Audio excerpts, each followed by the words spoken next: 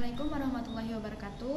Perkenalkan, nama saya Nandia Dwi Sabardini. Saya dari Fakultas Ekonomi dan Bisnis, Prodi Akuntansi. Saya di sini ingin mempresentasikan tentang aspek hukum perjanjian. Pengantar, hampir seluruh kegiatan bisnis dan sosial melibatkan perjanjian. Perjanjian menjadi dasar munculnya hak dan kewajiban antar pihak. Tanpa adanya perjanjian, hubungan sulit dibuktikan. Pengertian perjanjian. Pasal 1313 KUH Perdata, perjanjian adalah suatu perbuatan di mana satu orang atau lebih mengikatkan diri terhadap satu orang lain atau lebih. Perjanjian sama dengan sumber perikatan, ikatan hukum antara para pihak. Perikatan. Perjanjian menimbulkan perikatan antara para pihak. Ada perikatan yang lahir dari perjanjian dan ada yang lahir dari undang-undang. Perjanjian kehendak para pihak. 2. Undang-undang tanpa kehendak pihak. Contoh perikatan dari undang-undang tanggung jawab karena perbuatan melawan hukum. Asas-asas hukum perjanjian. 1. Asas kebebasan berkontrak. 2. Asas konsensualisme. 3. Asas pasca servanda. 4. Asas itikat balik. 5. Asas kepribadian. Kitab Undang-Undang Hukum Perdata juga menganut sistem terbuka yang mengandung suatu asas kebebasan membuat perjanjian sebagaimana disebutkan pada dalam pasal 1338 ayat 1 yang berbunyi, semua perjanjian yang dibuat secara sah berlaku sebagai undang-undang bagi mereka yang membuatnya. Atau dengan perkataan lain, bahwa dalam soal perjanjian kita diperbolehkan membuat undang-undang bagi kita sendiri. Asas pasca sunt servanda. Pengertian asas konsensualisme. Dalam hukum perjanjian, artinya bahwa perjanjian yang timbul sudah dilahirkan sejak detik tercapainya kesepakatan. Dengan demikian, perjanjian sudah sah apabila sudah sepakat mengenai hal-hal pokok dan tidak diperlukan suatu formalitas terhadap asas konsensualisme tersebut. Ada juga pengecualiannya, yaitu apabila ditetapkan dalam undang-undang ditetapkan formalitas tertentu untuk beberapa macam perjanjian. Misalnya, perjanjian hibah jika mengenai benda tak bergerak harus dilakukan dengan akta notaris. Demikian juga bahwa perjanjian perdamaian harus diadakan secara tertulis dan lain sebagainya. Selanjutnya, bahwa perjanjian yang dibuat harus didasarkan atas itikat baik dari masing-masing pihak. Perjanjian yang didasarkan pada itikat yang tidak baik merupakan upaya untuk memperdaya pihak lainnya dapat dimintakan pembatalan. Sedangkan yang dimaksud dengan asas kepribadian adalah bahwa perjanjian hanya dapat mengikat para pihak yang terlibat dalam perjanjian yang dibuat. Misalnya, dalam perjanjian hutang piutang, maka yang terikat serta memiliki hak dan kewajiban dalam perjanjian hanyalah para pihak yang ada dalam perjanjian tersebut. Jadi, tidak diperbolehkan mengikat pihak lain yang di luar perjanjian. Tujuan perjanjian. 1. Memberikan kepastian hukum. 2. Menjaga keadilan dan keseimbangan hak. 3. Menjadi dasar bila terjadi sengketa hukum. Pasal 1320 KUH Perdata, syarat sahnya perjanjian. Syarat sah terbagi yaitu syarat Pasal 1320 KUH Perdata, syarat sahnya perjanjian. Syarat sah terbagi dua, yaitu syarat subjektif dan syarat objektif. Syarat subjektif yang berkaitan dengan para pihak yang membuat perjanjian. Contohnya, sepakat mereka yang mengikatkan diri, kecakapan untuk membuat perjanjian. 2. Syarat objektif berkaitan dengan isi atau objek perjanjian. Contohnya, suatu hal yang tertentu atau sebab yang halal. Untuk sahnya suatu perjanjian diperlukan 4 syarat. 1. Sepakat mereka yang mengikat dirinya. 2. Kecakapan untuk membuat suatu perjanjian. 3. Suatu hal yang tertentu. 4. Suatu sebab yang hal. 2 syarat pertama dinamakan syarat-syarat subjektif karena mengenai orang-orang yang subjeknya mengadakan perjanjian, sedangkan 2 syarat yang terakhir dinamakan syarat-syarat objektif karena mengenai perjanjiannya sendiri atau objek dari perbuatan hukum yang dilakukan. Dengan sepakat dimaksudkan bahwa kedua subjek yang mengadakan perjanjian itu harus sepakat, setuju, dan sekata mengenai hal-hal yang pokok dari perjanjian yang diadakan. Itu juga dikehendaki oleh pihak lain. 3. Bentuk-bentuk perjanjian. Bentuk perjanjian terbagi dua, ada tertulis dan ada lisan. Contoh dalam bentuk tertulis, akte bawah tangan dan akte autentik seperti notaris, PPAT, KUA, dan lain-lain.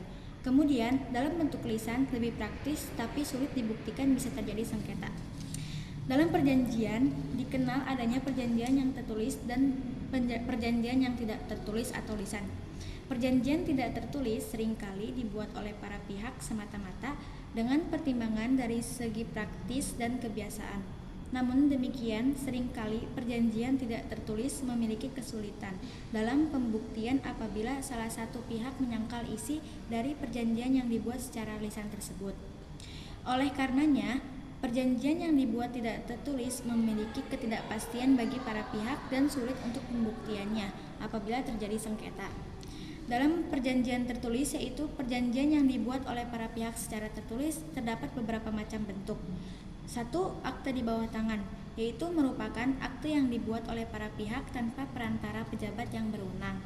2. Akte autentik, yaitu merupakan akte yang dibuat oleh dan di hadapan pejabat yang berwenang, misalnya notaris, PPAT atau pejabat, pembuat akte tanah, kantor urusan agama, pengadilan agama, kantor catatan sipil, kantor lelang negara, dan lain-lainnya. Ada 3 jenis akte di bawah tangan, yaitu 1. Akte di bawah tangan, di mana para pihak menandatangani kontrak di atas materai atau tanpa materai, serta dilakukan tanpa keterlibatan notaris atau pejabat yang berwenang. 2. Akte di bawah tangan yang terdaftar oleh notaris atau pejabat yang berwenang. 3. Akte di bawah tangan yang dilegalisasi atau disahkan oleh notaris pejabat yang berwenang. Dalam hal akte di bawah tangan yang dilegalisasi, maka mengandung makna sebagai berikut. 1. Notaris menjamin bahwa benar ada orang yang tercantum namanya dalam kontrak adalah orang yang menandatangani. 2. Notaris menjamin bahwa tanggal tanda tangan tersebut dilakukan pada tanggal yang disebutkan dalam kontrak. Jenis-jenis perjanjian umum. Ada beberapa jenis perjanjian, yaitu perjanjian menurut sumbernya. Contoh, perjanjian yang bersumber dari hukum keluarga, misalnya perkawinan. 2. Perjanjian yang bersumber dari kebendaan, misalnya peralihan hak milik. 3. Perjanjian obligatoir, yaitu perjanjian yang menimbulkan kewajiban. 4. Perjanjian yang bersumber dari hukum acara. 5. Perjanjian yang bersumber dari hukum publik. 2. Perjanjian menurut namanya. 1319 KUH Perdata, yaitu kontrak nominat bernama, yaitu kontrak yang dikenal dalam KUHP Perdata, misalnya jual beli, tukar menukar, sewa menyewa, pinjaman pakai, dan lain-lain. 2. Kontrak inominat tidak bernama, yaitu kontrak yang timbul, tumbuh, dan berkembang dalam masyarakat, misalnya leasing, franchise, production, sharing, dan lain-lain. 3. Perjanjian menurut bentuknya. 1320 1682 KUH Perdata, yaitu perjanjian tertulis dan perjanjian tidak tertulis. 4. Perjanjian timbal balik terdiri dari perjanjian timbal balik tidak sempurna yang selalu menimbulkan kewajiban pokok bagi satu pihak, sedangkan pihak lainnya wajib melakukan sesuatu. 2. Perjanjian sepihak merupakan perjanjian yang selalu timbul kewajiban hanya bagi satu dari para pihak. 5. Perjanjian cuma-cuma. Perjanjian cuma-cuma merupakan perjanjian yang menurut hukum hanyalah timbul keuntungan bagi salah satu pihak, contoh hadiah dan pinjam pakai. 2. Perjanjian dengan alas hak yang membebani, yaitu merupakan perjanjian di samping prestasi pihak yang satu, senantiasa ada prestasi pihak yang lain. 6. Perjanjian berdasarkan sifatnya, yaitu perjanjian kebendaan adalah suatu perjanjian di mana hak kebendaan ditimbulkan, diubah, dan dilenyapkan. Contoh, perjanjian pembebasan jaminan. 2. Perjanjian obligator, yaitu perjanjian yang menimbulkan kewajiban dari para pihak. 7.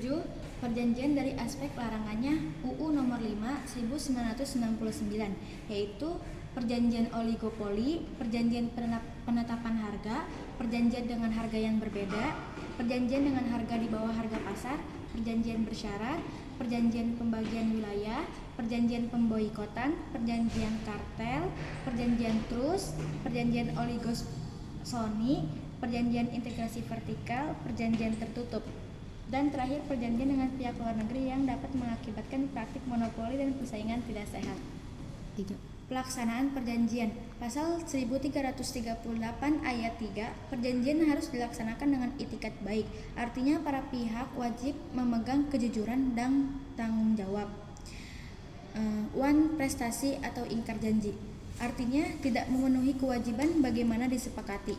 Akibat dari wan prestasi, sanksi yang dapat diterapkan ganti rugi pasal 1300 wan prestasi dan akibatnya. Wan prestasi artinya tidak memenuhi kewajiban sebagaimana ditetapkan dalam perikatan atau perjanjian. Hal ini disebabkan karena alpa atau lalai atau ingkar janji. Perkataan wan prestasi berasal dari bahasa Belanda yang berarti prestasi buruk. Wan prestasi dapat berupa 4 macam. Tidak melakukan apa yang disanggupi akan dilakukannya. 2. Melaksanakan apa yang dijanjikannya tetapi tidak sebagaimana dijanjikan. 3. Melakukan apa yang dijanjikan tetapi terlambat. 4. Melakukan sesuatu yang menurut perjanjian tidak boleh dilakukannya. Terhadap kelalaiannya ataupun kealpaan pihak wajib melakukan sesuatu debitur, maka ada beberapa sanksi atau hukumannya. 1. Membayar kerugian yang diderita oleh kreditor, pasal 1243 KUH Perdata. 2. Kreditor dapat minta pembatalan perjanjian melalui pengadilan, pasal 1266 KUH Perdata. 3. Kreditor dapat minta pemenuhan perjanjian atau pemenuhan perjanjian disertai ganti rugi dan pembatalan perjanjian dengan ganti rugi, pasal 1267 KUH Perdata. Karena wan prestasi mempunyai akibat-akibat yang begitu penting, maka harus ditetapkan lebih dahulu apakah si berutang melakukan wan prestasi, dan apabila hal itu disangkal maka harus dibuktikan di muka hakim. Dalam banyak hal adalah tidak mudah untuk mengatakan bahwa seseorang lalai atau alpa karena seringkali juga tidak dijanjikan dengan tepat kapan sesuatu pihak diwajibkan melakukan prestasi yang dijanjikan. Dalam hal jual beli barang, misalnya tidak ditetapkan kapan barangnya harus diantar ke rumah si pembeli atau kapan pembeli ini harus membayar uang harga barang. Demikian juga dalam hal seseorang meminjam uang seiring juga tidak ditentukan kapan uang itu harus dikembalikan. Yang paling mudah untuk menentukan seseorang wan prestasi ialah dalam perjanjian yang bertujuan untuk tidak melakukan suatu perbuatan. Apabila orang itu melakukannya, berarti ia melanggar perjanjian yang berarti melakukan wan prestasi. Untuk membuktikan bahwa seseorang telah melakukan wan prestasi, maka pasal 1238 KUH Perdata menyatakan si berutang adalah lalai bila ia dengan surat perintah atau dengan akta sejenis itu telah dinyatakan lalai, atau demi perikatannya sendiri jika tidak ia menetapkan bahwa si berutang akan harus dianggap lalai dengan lewatnya waktu yang ditentukan. Hapusnya perikatan pasal 1381 KUH Perdata. 1. Pembayaran. 2. Pembaruan utang atau nafasi. 3. Kompensasi. 4. Pencampuran utang. 5. Pembebasan utang. 6. Musnahnya barang. 7. Daluarsa. 8. Putusan hakim. 9. Tujuan perjanjian tercapai. Daluarsa lewat waktu dan perbuatan melawan hak hukum. Daluarsa pasal 1600 Daluarsa lewat waktu dan perbuatan melawan hukum. Daluarsa pasal 1967 KUH Perdata, semua tuntunan hukum hapus dengan lewat waktu 30 tahun. Perbuatan melawan hukum pasal 1365 KUH Perdata, tiap perbuatan melawan hukum yang menimbulkan kerugian wajib diganti. Penutup, hukum perjanjian menjamin keteraturan hubungan sosial dan ekonomi. Setiap perjanjian harus dibuat dengan kesepakatan, kejujuran, dan itikat baik. Dengan memahami asas dan aturan perjanjian, kita dapat mencegah sengketa hukum. Terima kasih, sekian presentasi dari kami.